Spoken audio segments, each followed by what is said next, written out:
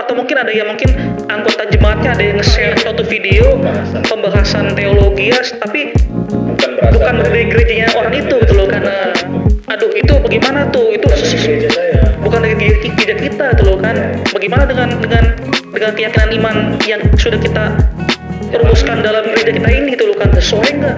Pertanyaan gue tuh kan Alkitab cuma satu ya, kenapa nggak gereja itu satu aja? Nah, sama logisnya kalau gereja cuma satu, banyak banget itu jemaatnya pasti ya. Iya, nggak muat itu kayaknya nggak muat.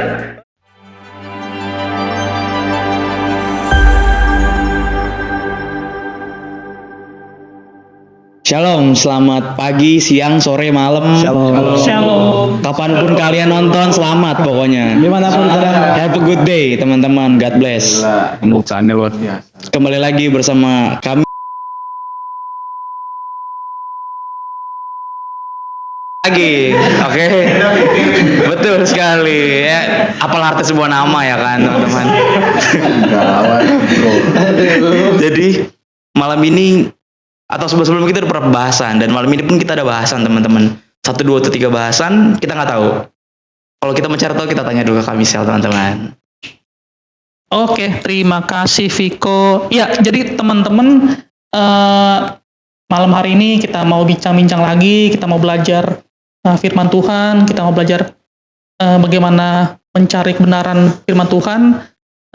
Ada beberapa pembahasan yang kita diskusikan pada malam hari ini. Nah, yang pertama itu, jadi kurang lebih begini, teman-teman. Jadi ini ada masalah yang kalau gue lihat ini nih ada di semua gereja-gereja. Apapun denominasinya. Ada apapun denominasinya. Oke. Jadi setiap kali ada mungkin perdebatan teologis antara gereja satu dengan gereja yang lainnya, pasti mereka akan selalu atau mungkin ada yang mungkin anggota jemaatnya ada yang nge-share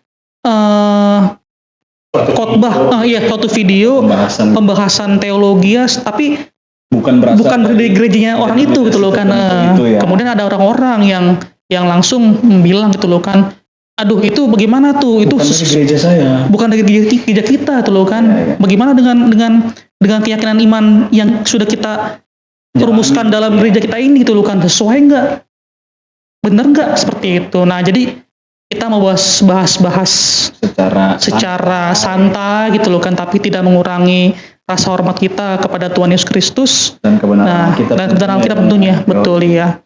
Nah, jadi untuk pertama kita mau bahas soal itu. Nah, kira-kira siapa nih yang mau nanggepin duluan nih? Biasanya Bobby. Nah, oke. Bang Bobby, silakan. Gue nanggepin apa ya? Silakan Kakak Bobby. Ya, kira-kira Bang Bobby gitu loh kan, kalau menurut Bang Bobby itu kan, ketika melihat masalah-masalah yang seperti itu loh kan, itu kalau menurut Bang Bobby bagaimana sih itu? Oke. Kalau ditanya menurut gue sih udah tepat juga ya. Karena kan segala sesuatu harus berdasarkan firman Tuhan gitu kan. Iya. Nama lainnya apa tuh, Bu? Berdasarkan firman Tuhan, nama lainnya sola scriptura. Oh iya, betul. Itu buat teman-teman yang nggak tahu, sola scriptura itu salah satu dari 5 sola gereja reformasi. Gitu. Ah, itu ada tuh. Gue sengaja.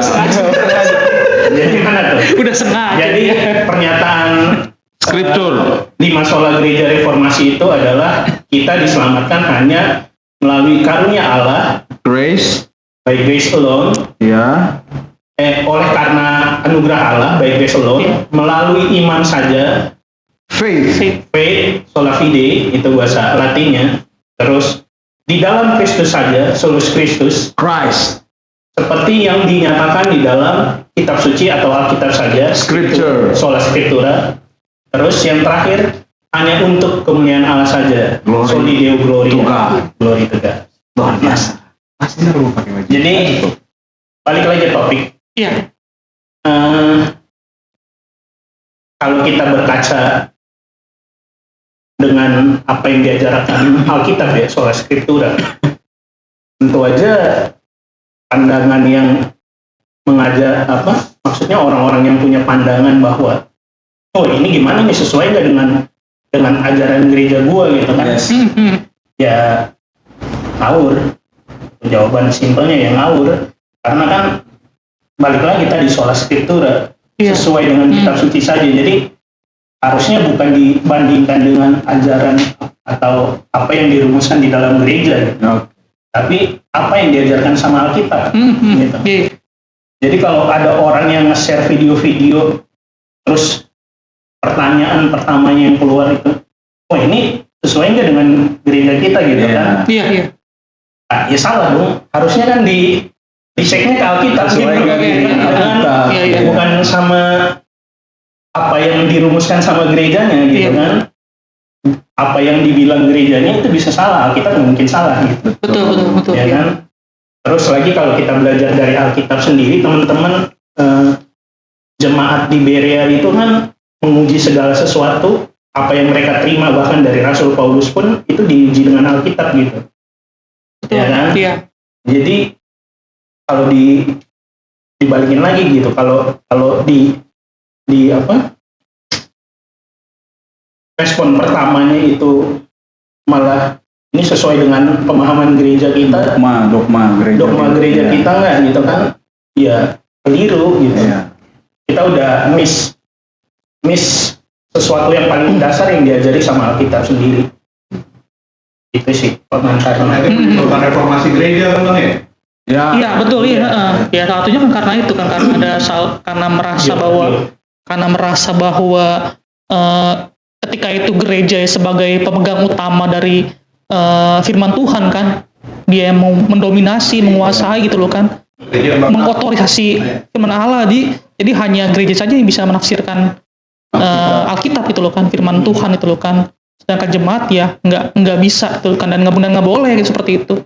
Ya timbul Iya. penyimpangan itu kan, penyimpangan yang buntutnya kepada reformasi Luther itu. Nah kalau dari lu bagaimana Bang? Kalau gua ya, kalau tadi kan Bowie bilang ketika ngobrolin tentang hal yang sifatnya berhubungan dengan iman, ya memang harus tarik balik konteksnya, kita kembali kepada Alkitab. Karena apa? Ketika kita fokus di sebuah dogma gereja yang mana itu semua adalah apa ya?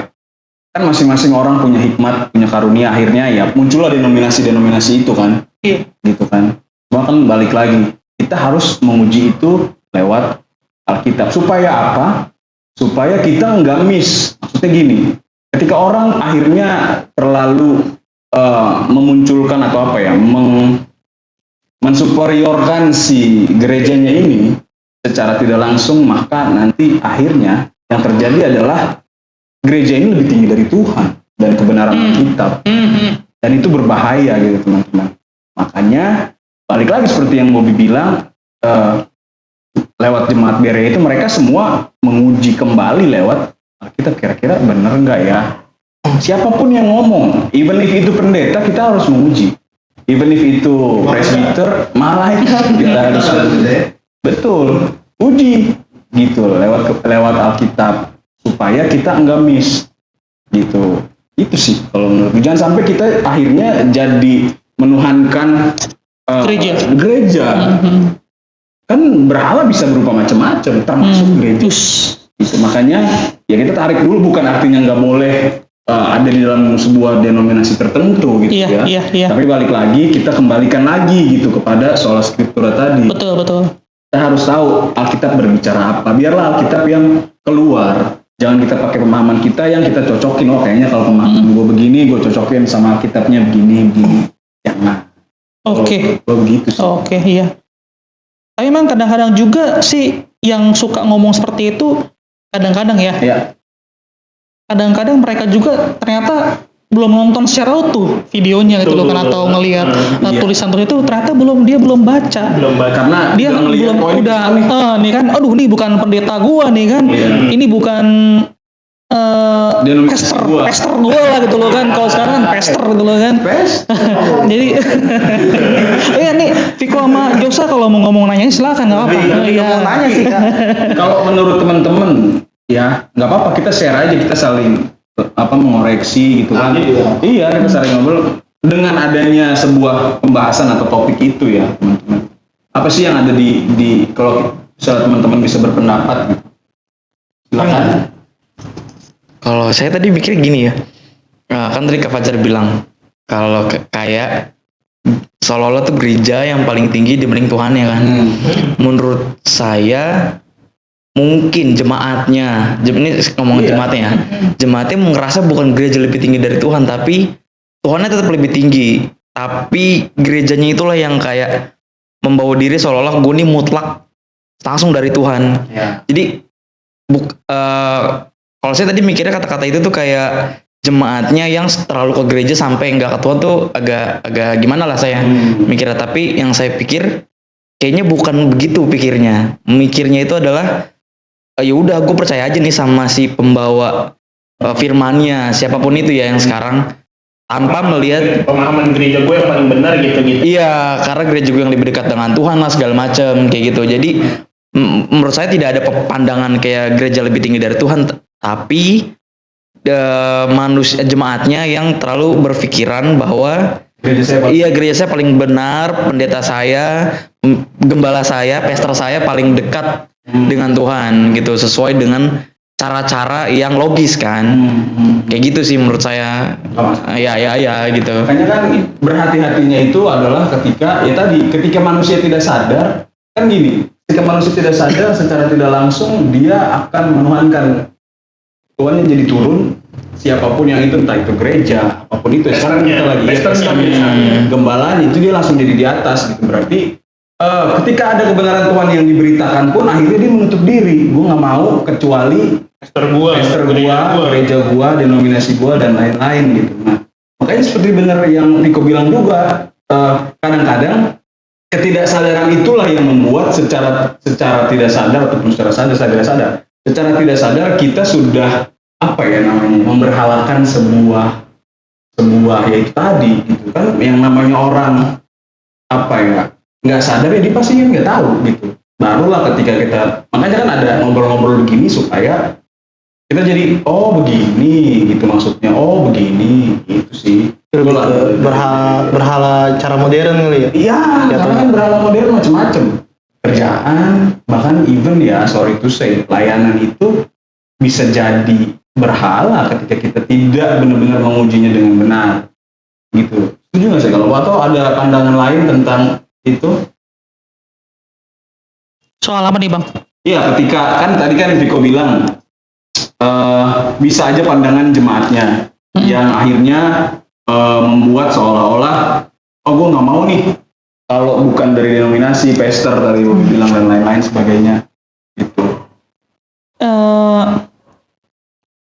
Kayaknya sih emang seperti itu sih Bang ya. Jadi begini nih, pernah gitu loh kan waktu pas zamannya lagi sering-seringnya dari server sebelah gitu loh kan, yang sering ya dalam tanda kutip menghina keyakinan iman kita gitu loh kan, Kristen gitu loh kan. Nah di medsos tuh, di Twitter lah, dulu masih Twitter dulu, belum X gitu loh kan. Sekarang adalah salah satu seleb tweet gitu loh kan, dia nge-tweet gitu loh kan, orang Kristen ini hebat loh ya gitu loh kan, udah Tuhannya dihujat, dihina-hina aja masih kalem aja gitu loh kan, seperti itu. Langsung gue balas sama gue gitu loh kan, gue balas lo tweetnya dia gitu loh kan. Bang, kalau soal masalah doktrinal kekristenan sih orang Kristen santuy. Iya. Tuhannya mau dihina siapapun juga nggak bakal marah Bang, betul. Tapi Bang, coba Bang, hina gerejanya, hina pendetanya, pasti langsung pada ngamuk semuanya. Gitu Bang. Jadi makanya kalau mau menghina orang Kristen itu gampang. Jangan menghina Tuhannya itu loh kan, jangan. Hina pendetanya, hina gerejanya, langsung pada ngamuk semuanya, kebakaran jenggot semuanya. Jadi mungkin ya ada beneran juga sih Bang seperti itu. Karena memang ya orang Kristen kalau dibilang Tuhannya lahir dari perawan enggak, bidannya siapa kan nggak ada yang marah gitu loh kan, nggak ada yang marah gitu loh kan, kecuali Bung Vivi gitu loh kan, Bung Verbum langsung marah-marah gitu loh kan.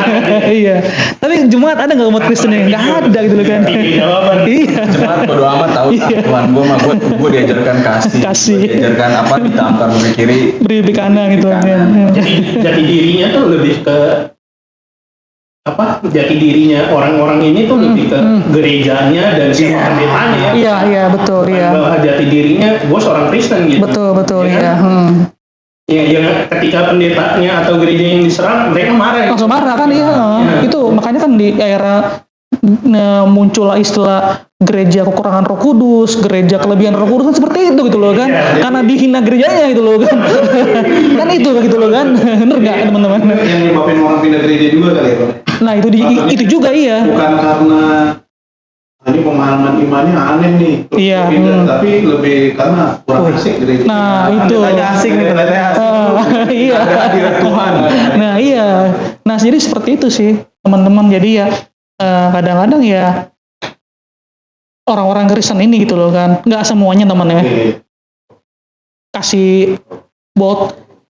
Nggak semuanya. Tapi banyak yang merasakan bahwa ya mereka lebih comfort dengan gerejanya, dengan pendetanya gitu loh kan seperti itu. Tapi bukan dengan firman Tuhannya, bukan dengan Tuhannya yang terlebih itu sih. Apapun yang dibicarakan pokoknya bener aja ya. Iya. Nah kak, gue pengen nanya dah. Kan tadi yang kak pada bahas kan, maksudnya kurang lebih kayak kembali lagi ke Alkitab tuh, ya kan? Maksudnya mau gerejanya mau apapun itu mau, ya kan petugas-petugas dalam gerejanya, pendeta siapapun itu balik lagi ke Alkitabnya. Nah, pertanyaan gue tuh kan Alkitab cuma satu ya. Kenapa nggak gereja tuh satu aja? Wih, boleh nih pertanyaannya. Kenapa Kenapa nggak gereja tuh satu aja kan? Alkitab kan ajarannya pasti udah itu aja. Iya. Dalam situ itu aja udah. Iya. Kenapa nggak gereja cuma Nah, iya. satu? Bahasanya panjang. Saya mau mulai. Kan gereja satu aja gitu. Kenapa gereja itu nggak Katolik? Nah, Itu kan Katolik kan universal. universal ya. Gereja Iya. berubah jadi AM. Ya kalau di itu kan ya di am. Iya.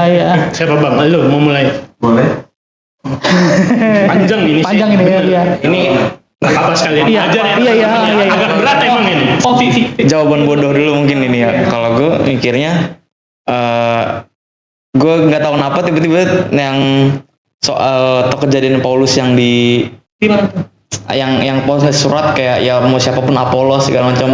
Ini lu menurut gue ya kayak siapapun ini yang pembawanya ya tetap Tuhannya gitu yang dilihat. Kalau gue mikirnya gitu. Jadi beruntutlah ke bawah si ini ikut satu guru misalnya, satu guru ya muridnya banyak, satu ilmu harusnya dong, harus satu ilmu. Tapi kan pola pikirnya masing-masing kan gitu.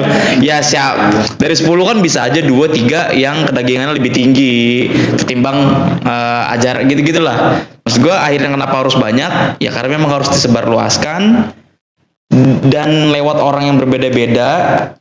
Yang ketiga, orang menurut saya ya ketika dapat sesuatu dan akhirnya punya follower banyak, dia akan susah gimana ya bilangnya, kedagingannya jadi akan lebih tinggi, makanya udah melenceng gitu tuh.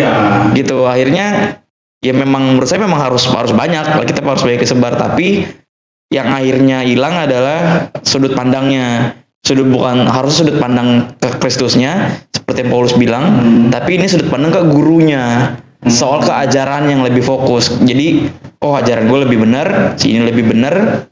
Harus itu benar nih yang dibawa Tuhan. Gue sebarin firman gue. Tapi karena manusianya begini, akhirnya jadi berantakan lah kayak sekarang. Makanya timbul mungkin pertanyaan kayak gini. Akhirnya mungkin menurut saya iya. Otak beda-beda, karunia beda-beda. Ya soalnya kalau gerejanya cuma satu kan seharusnya nggak ada kayak gereja gue lebih baik, gereja gue. Iya. Sama logisnya kalau gereja cuma satu, banyak banget itu jemaatnya pasti ya. Iya, nggak muat Itu kayaknya nggak muat. Maksudnya kan satu sama lain. Nggak muat, iya. Enggak, bukan satu GBK. gereja A gitu baru satu dunia nih kesebar gitu. GBK aja kemarin full itu. Ibadahnya 12 kali ya. Satu harian tuh bang, dari jam 6 pagi sampai jam. Iya. Jadi sebenarnya sih dulu gereja pernah satu loh gereja. Gereja mula-mula. Gereja zaman para rasul. Gitu loh. Itu masih satu. Sebenarnya itu kan pecahnya itu kan ketika ini kalau ini bukan bahas sejarah gereja nih itu loh kan. Sebenarnya pecahnya itu kan ketika pertama gitu loh kan, ketika rasul sudah tiada gitu loh kan. Kemudian bapak-bapak gereja juga sudah ya ada juga gitu loh kan. Nah akhirnya kan muncullah yang generasi berikutnya gitu loh kan yang mempermasalahkan lah. Contoh gitu loh kan kalau kayak perpecahan pertama kali itu kan antara gereja timur dengan gereja barat kan. Gereja timur itu Yerusalem gitu loh kan, Mesir dan segala macamnya itu kan ya. Kemudian dengan gereja barat itu pusatnya di Roma gitu loh kan. Simpel sebenarnya gitu loh kan. Persoalannya hanya masalah satu hal doang gitu loh kan. Soal masalah Roh Kudus. Filioki gitu ya. Jadi gereja timur beranggapan bahwa yang Roh Kudus itu keluar dari Allah Bapa. Koreksi Bang ya kalau gue salah ya. Kalau gereja barat itu mereka bilang bahwa Roh Kudus itu keluar dari Bapa dan juga Anak. Makanya kalau Jusa baca Keluaran Rasul itu kan yang keluar dari sang Bapa dan sang Anak gitu loh kan, seperti itu. Nah, gereja timur itu nggak setuju dengan pandangan gereja barat itu loh kan. Itulah era pisah gitu loh kan. Lanjut Bang, mau lanjut apa? Jelas ya. Jadi dulu pengakuan iman rasulinya itu gue lupa ya di mana itu Nisea bukan Nisea. Di Nisea Nisea Karpal ya. Jadi pengakuan iman rasulinya itu pertama cuma keluar dari sang Bapa, ya kan. Nah tiba-tiba di barat ini nambahin satu kalimat itu dari dan sang Anak. Nah timur tahu nambah-nambahin aja sih tujuan gua gitu kan. Gua ini kan pusatnya di Yerusalem. Kakak tertua lah. Enggak jadi masalahnya itu sebenarnya bukan karena kalau gue lihat ya bukan karena kata itu gitu. Ini boleh ya. Ada keegoan lah kalau gue lihat ya. Si Timur ngelihat loh kok lu main nambah-nambahin aja nggak nanya-nanya ke gue dulu harus gitu. Kan buat konsili dulu konsili dulu dong, kita bahas dulu dong sebelum lu nambahin gitu kan. Nah, akhirnya rame lah itu gara-gara itu jadilah begitu. Karena tidak ada kesepakatan di antara timur sama barat, ya berpisahlah gereja barat dari gereja timur. Lanjut lagi nih, gereja timur pun juga pecah-pecah lagi gitu loh kan. Ada banyak lagi variannya. Gereja Ortodoks Yerusalem, Yunani, itu kan Mesir, itu seperti itu. Gereja Barat pun juga sebenarnya dulunya awalnya anteng gitu loh kan. Sampai kemudian tahun 1517 itulah ketika Luther itulah baru pecah kan. Antara Roma Katolik dengan Protestan.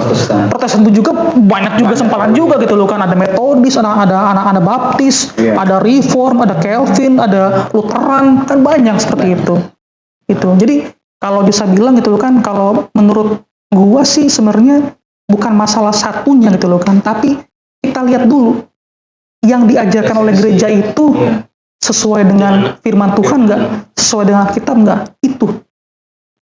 Jadi kita bukan mempermasalahkan gereja harus satu, dulu pernah satu, dan bahkan dulu di Eropa pun juga pernah satu gitu loh kan, tapi akhirnya karena mereka merasa pemegang kuasa, pemegang otoritas atas firman Tuhan yang dimana mereka tidak mengajarkan jemaat dengan baik gitu loh kan, akhirnya timbullah penyimpangan dari firman Tuhan tersebut. Nah kalau menurut gue sih Josa bukan masalah satunya Josa, tapi yang gereja ajarkan bener nggak, sesuai dengan firman Tuhan nggak, seperti itu. Contoh kayak doktrin dasar, doktrin mengenai Allah, doktrin mengenai putra, kristologi, doktrin mengenai keselamatan, doktrin mengenai dosa. Itu kan doktrin primer tuh kan, doktrin primer dalam kekristenan gitu loh kan. Kalau mereka benar, ya nggak masalah udah gereja mana gitu loh kan, seperti itu Josa. Itu sih kalau menurutku sih seperti itu Josa. Mungkin Bang Bobi atau Bang Fajar bisa nambahin lagi. Ya kalau dari gue sih sama ya, yang penting itu kita lihat dari doktrin-doktrin utama gitu, doktrin-doktrin primer di dalam kekristenan soal Allah itu bagaimana, kan inkarnasi Kristus itu bagaimana, keselamatan, dosa gitu. Kalau soal pengajaran yang biasanya suka diributin itu kan liturgi dan cara baptis gitu, itu kan bukan termasuk doktrin-doktrin yang primer gitu di dalam kekristenan gitu. Artinya kalau kita lihat ke dalam Alkitab sendiri pun Alkitab nggak menjelaskan ini harus begini gitu, ini memang harus begini gitu. Betul. Sementara kalau tentang siapa itu Allah dan Kristus, tentang manusia, tentang dosa, itu jelas Alkitab bilang gitu. Begitu gitu, seperti yang diajarkan Alkitab gitu. Jadi kita nilainya ya kalau melenceng di situ gerejanya udah salah. Iya, betul. Jadi bukan dilihat seperti yang Kak Michelle bilang, bukan dilihat dari denominasinya yang satu gitu. Tapi kalau pengajarannya benar, ya sebenarnya pada intinya Dia akan kembali kita ke sana satu. lagi. Iya, betul. Dia Kita akan satu kembali di ke sana. seluruh Kita tetap Iya. satu gitu. Kalau Iya. inti ajarannya itu kita sama, berarti kita tetap satu sebenarnya Iya. gitu. Gitu sih. Mungkin dari Fajar Udah ada. sih, udah diambil semua sih sebenarnya, tapi ya at least selama hal-hal yang ataupun doktrin primer itu sendiri tetap dipegang teguh tadi oleh si gereja berdenominasi ini, ya tadi sebenarnya kita adalah satu. Sebenarnya mungkin baju kayak ini mungkin kalau gue salah bisa dikoreksi, kayak seragam aja sih. Kita mau pakai seragam apa, yang penting kan kita orang Indonesia gitu, maksudnya Iya. pakai seragam apa, tujuannya akan balik lagi, kita ada orang Indonesia. Itu hanya sebatas esensi ini aja, esensi sekunder. Tapi ketika yang dibahas adalah esensi primer, ya balik lagi kita harus tahu dulu hal-hal yang tadi udah disebutin. Makanya sebenarnya bukan poin pentingnya ya Josaya, bukan artinya kenapa nggak harus satu. Justru di situ kita bisa melihat bahwa dari banyaknya perbedaan-perbedaan itu ya, ketika kita bisa memegang bahwa yang topik-topik primer ini tetap dijunjung dengan benar, ya kita akan kembali ke sana lagi. Sebenarnya satu-satu juga berarti. satu-satu juga. Iya, betul. Terlepas namanya beda-beda gitu. Iya, Iya. betul.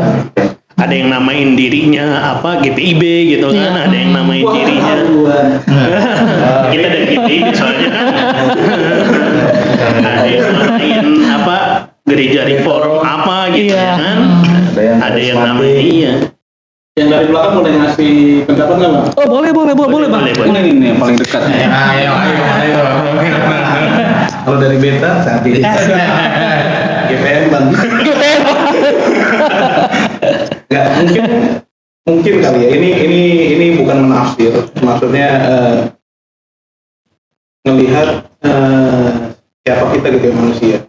Pertama yang menyebabkan perpecahan gereja pertama tadi ego. Berarti ada dosa di dalamnya. Ada dosa. Jadi karena dosa, karena ego masing-masing, akhirnya kita berantem. Tapi ingat, apapun yang kita lakukan tetap Tuhan bisa pakai untuk kemuliaan nama Dia ya. Iya, betul. Artinya dengan kejadian itu gereja itu justru tersebar, Iya.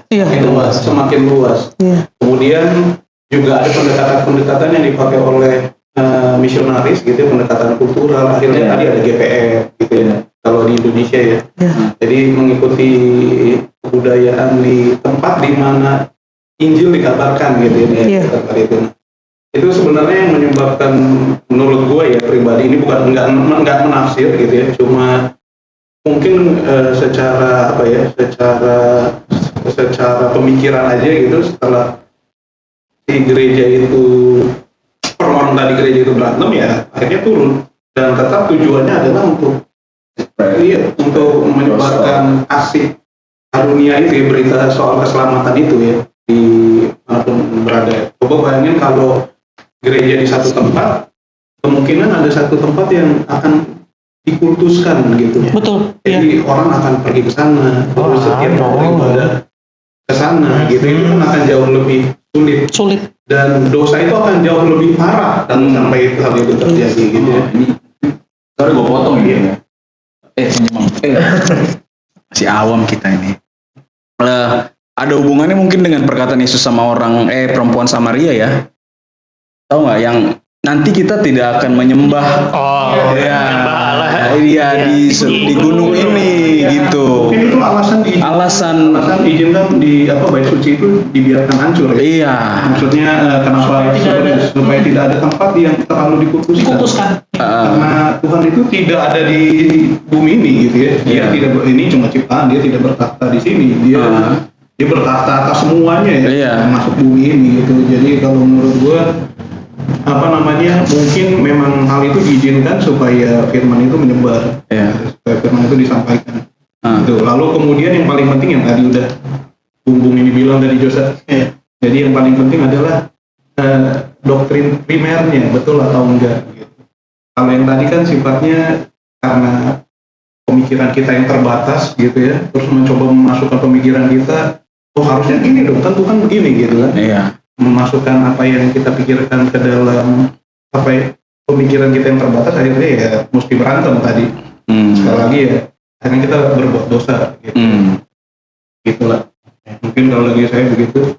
Kalau mau boleh nambahin dikit lagi ya soal jadi banyak-banyak gitu ya. Itu sebenarnya ada baiknya gitu. Adanya sekarang itu banyak denominasi yang pemahamannya beda-beda itu ada baiknya buat kekristenan. Kenapa? Karena orang-orang Kristen jadi pemikirannya terasah gitu. Iya sih. Mereka lebih jadi benar nggak sih ini yang diajarin sama orang ini sesuai Alkitab nggak? Iya. Jadi udah dikumpulkan kali ya Bang, ini yang Kristen beneran gitu secara otomatis terkumpulkan gitu. Jadi orang yang pemahamannya maunya yang enak-enak aja gitu. Jadi dia sudah gampang gitu, jadi kalau dijemputnya gampang.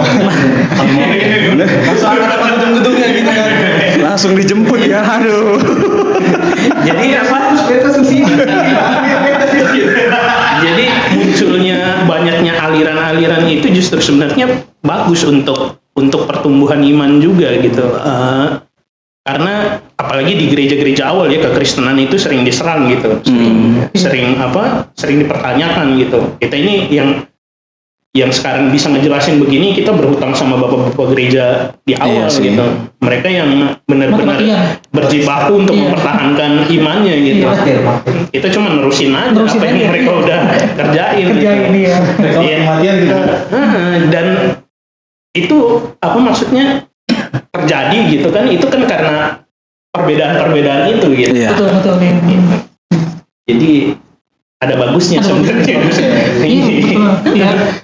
Dan juga bahwa kita kembali lagi nih kan, kembali kepada masalah kedaulatan Allah gitu loh kan, bahwa Tuhan mengizinkan loh adanya banyak hal gereja-gereja ini gitu kan, aliran-aliran ini gitu kan, dan Tuhan izinkan itu semuanya terjadi gitu kan. Dan gue pikir Tuhan pasti punya tujuannya itu loh, ketika ada banyak gereja-gereja, aliran-aliran pemikiran dalam kekristenan itu, Tuhan pasti punya alasan dan tujuannya seperti itu. Dari kata Bang kan umat Kristen jadi terasah gitu loh kan pemikirannya, jadi tahu mana yang benar, mana yang salah, mana yang nggak benar gitu kan, seperti itu. Dan juga kan kalau kita mau ya mungkin jauh mungkin, tapi kalau gue pikir sih ada benar juga gitu loh kan, bahwa memang kan nanti kan kalau Tuhan bilang tuh kan bahwa tuh dia biarkan antara lalang dengan gandum kan, dia biarkan gitu loh kan, dia biarkan tumbuh bersama gitu loh kan. Dia nggak mau ini kan, karena kan kalau masih kecil tuh kan ada sama gitu. Sama Gandum sama lalang tuh nggak jauh beda gitu loh kan. Tapi ketika sudah mulai tumbuh pasti ada perbedaannya. Jadi lebih gampang untuk dipisahinnya seperti itu kan. Seperti itu kan. Namanya kan ketika banyak penyekatan itu kan, jadi kan kalau awal-awal tuh kesannya kayaknya Kristen banget gitu kan. Tapi ntar lama-lama nanti dia kan menunjukkan belangnya, dirinya, menunjukkan muka aslinya seperti itu. Itu sih Jos. Gimana Jos? Ada yang kurang puas atau mungkin aman sih.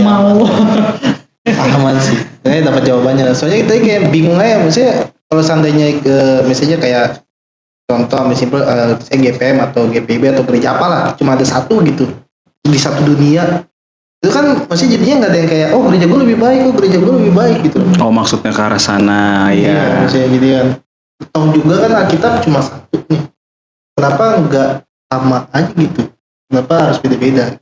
Alkitabnya sih beda-beda. Ada terjemahan ini, terjemahan Harusnya satu bahasa aja. jangan di sana. Nanti ada yang bilang Soalnya ada yang bilang gitu kamu Alkitab tuh nggak satu, Alkitab tuh ada banyak ini. Terjemahannya banyak. Ada banyak versionnya gitu kan. Versionnya Raja James, versinya ini gitu kan. jadi rubah-rubah. Mungkin orang-orang tadi mesti ke LI kali Kak. Oh iya, Mesti betul. ke LI main, ntar jelasin Kalau sama mau ke kakak LI. LI, ini ada kakak Viko yang udah pernah pengalaman. Iya, nanti saya Dia satpam. sampai saya antar sampai halte busway karena itu tenang aja. Oke ya, jadi Yusuf gimana Yusuf? Udah puas atau mungkin Aman, ada Kak? yang bertanyakan lagi mungkin? Sebenarnya ada sih bang. Oh, iya. Ada beberapa hal lagi yang tadi kan kita ngobrol tadi Viko di awal di bridging juga udah kasih tahu bahwa ada beberapa hal. Iya, iya. Nah nanti kita akan bahas di segmen kedua teman-teman. Oke.